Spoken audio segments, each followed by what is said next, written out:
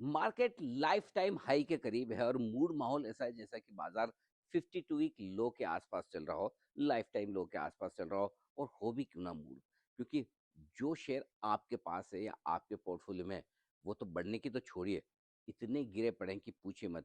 आमतौर पर retail investors का पोर्टफोलियो 20 से 25% कम से कम डाउन है, और कुछ कुछ शूरवीर तो ऐसे हैं जिनका पोर्टफोलियो 40 से 50% भी नीचे है। क्या करें, शेयर ही कुछ ऐसे हैं जो चलते ही नहीं, गिरने में आगे रहते हैं। दिक्कत ये है कि जब निफ्टी और बैंक निफ्टी लाइफ हाई के बेहद करीब है, लेकिन स्मॉल कैप इंडेक्स 2-3 महीनों के निचले स्तरों पर आज भी 2.5-3% कमजोर रहा। मिड कैप शेयरों में भी गिरावट बढ़ती दिख रही है। हर रोज कोई न कोई एक आध ऐसा एक्सीडेंट होता है जो बाजार का मूड खराब कर देता है।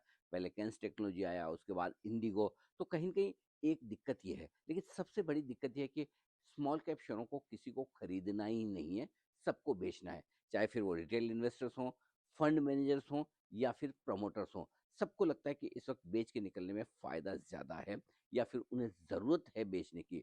दूसरी बात ये भी है कि जो कुछ भी ऑप्शंस में ट्रेडिंग होती थी, अब वो वीकली ऑप्शंस जब से बंद हुए हैं, तब से ब्रोकर्स ने मार्जिन फंडिंग ज़्यादा शुरू की है। इस प्रोडक्ट को बड़ा बेचना शुरू किया कि आइए, आपको हम स्मॉल कैप शेयर खरीदेंगे, सामने पैसा देंगे, थोड़ा आप लगाइए, इंटरेस्ट 12% 14% जो भी होगा, और आप उसमें आराम से ट्रेडिंग करिए। अब जब ये स्टॉक आप लीवरेज पोजीशन बनाते हैं, उधार लेकर मार्जिन फंडिंग में पोजीशन बनाते हैं, और जब शेयर नीचे आता है तो आपको मार्जिन एक्स्ट्रा देना पड़ता है, और वो मार्जिन एक्स्ट्रा भरने की ताकत ना हो तो फिर आपको शेयर बेचना पड़ता है। फिर वो पोजीशन चाहे आप छोटे इन्वेस्टर की समझें, या किसी बड़े एचएनआई इन्वेस्टर की, या फिर कंपनियों के प्रोमोटर जो खुद वेयर हाउसिंग करते हैं। इस वजह से भी स्मॉल कैप शेयरों में ज़्यादा एक्शन कमजोरी का दिख रहा है।